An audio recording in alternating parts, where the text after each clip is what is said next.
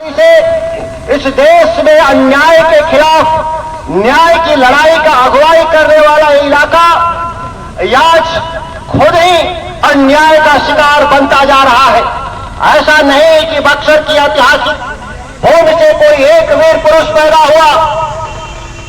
बाबे शेरशाह सूरी के नेतृत्व में इसी शाहबाद की धरती का नौजवान देश में विदेशी हुकूमतों के खिलाफ चौसा के जंग में देश से बाहर निकालने का काम किया था।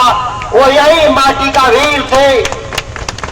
जब देश गुलाम हो गया, अंग्रेज देश पर शासन कर रहे थे, इसी शाहबाद की धरती के वीर नायक वीर कुंवर सिंह के नेतृत्व में अंग्रेजों को चुनौती देने का काम हम लोगों ने किया।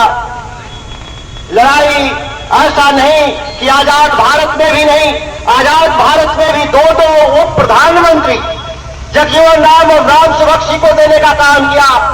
दर्जनों कैबिनेट मंत्री, विधान लोकसभा के दो स्पीकर देने का काम किया। आज क्या हालत बना दिया। इसीलिए मैं बार बार कह रहा हूं कि भारत के लोकतंत्र के नए अंग्रेज भारत हैं। आज दिल आंसू बहा रहा है शाहबाद, जिसके 4 सांसद में से 3 सांसद उत्तर बिहार से आकर नेतृत्व करने का काम कर रहे हैं। इससे 2-3 की है नहीं। इसलिए यह भारत के भीतर सामाजिक और आर्थिक न्याय की लड़ाई है, लेकिन शाहबाद की धरती और बक्सर की धरती राजनीतिक आजादी की भी लड़ाई लड़ रहा है। यह मैं बात करने वाला हूं। साथियों, लगातार हम किसान के लोग, किसान का इलाका है। इस देश में लगातार नारे लगाए जा रहे थे।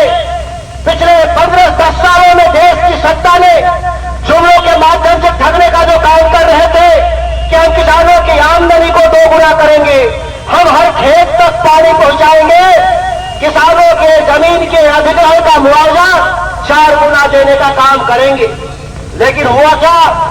इस देश की सत्ता ने, हुकूमत ने जो किसानों को मिले हुए अधिकार थे, इन कृषि कानून के जरिए बदलने का काम किया। लेकिन इस देश के किसान नेताओं को मैं धन्यवाद देना चाहता हूं। दिल्ली, पंजाब और हरियाणा के किसान नेताओं ने देश के किसानों के स्वाभिमान को गिरवी नहीं रहने दिया और भारत की सरकार को घुटने पे लाने का काम कर करके हमारे सम्मान को बचाने का काम किया था।